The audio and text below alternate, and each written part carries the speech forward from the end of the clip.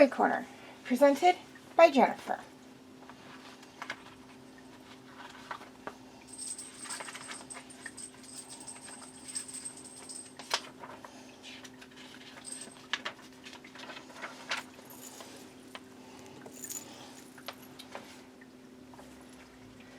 Who robbed the store?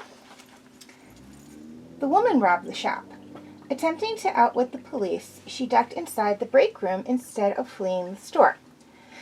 Dumping the costume might have helped her if not for the sporting goods attire she wore beneath her costume, including the noteworthy high tops Whitney had spied while the robbery was occurring. Okay, if you deduced correctly, very good job. If not, you'll have another chance to solve the mystery in our next exciting mini mystery. Trick or thief?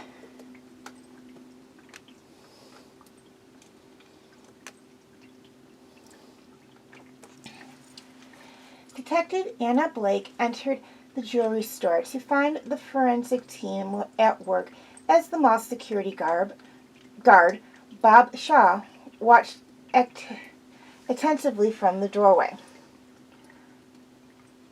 "What happened here, Shaw?" Detective Blake asked.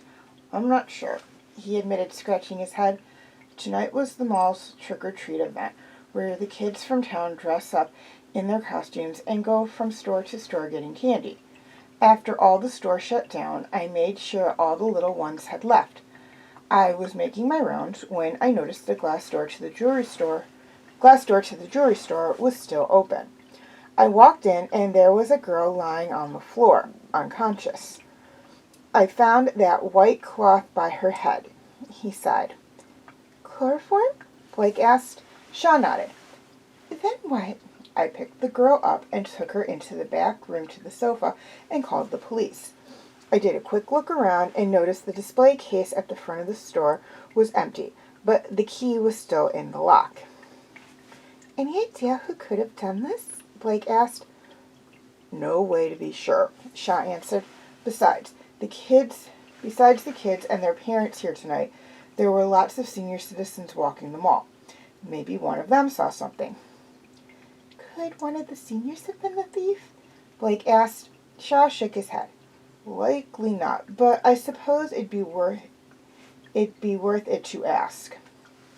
Just then, a woman came from the store's back room, walking unsteadily and holding her head. Detective Blake stepped forward and shook her hand. "May I ask your name?" "Lucy Cray." "Could you tell me what happened here, Miss Cray?" The girl drew a long sigh.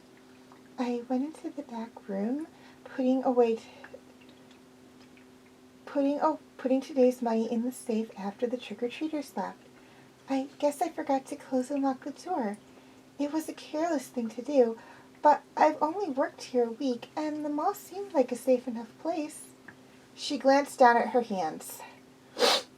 "Anyhow, while I was back there, I heard a noise out front. I thought it might be a late customer. Before I'd taken 2 steps out of the office, someone grabbed me from behind and held the cloth over my face. I passed out and just woke up a minute ago." "Did you see who grabbed you?" "I'm afraid not." "Could you tell anything about this person?" She paused. "Well, when my face was covered with that cloth, I saw the hand holding it was wearing a glove. And now that I think about it, my head was pulled backwards against the man's chest." "That gives us an idea of how tall your attacker was. Do you know what it was in that empty display case?" Blake asked, gesturing over Lucy's shoulder. "That's where we keep our top-of-the-line watches and some of the most expensive earrings in the store." "Easier to pawn than jewels," Blake observed. "And where did that key come from?" "He must have taken it off of me," Lucy said, gesturing to her wrist. "I always keep it on an elastic band." "Thank you," Blake said. If that's all you can think of, you're free to go home." to go home. Thank you, Lucy said, and thank you, Mr. Shaw, for taking me to the sofa. I don't know how I'm going to tell my boss. Don't worry, Blake said. We'll do that.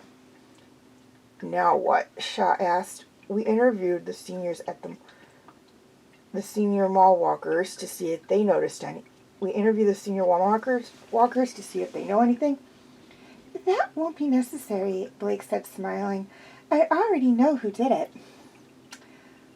Who is the jewelry thief? Write your answer in the description section and tune in.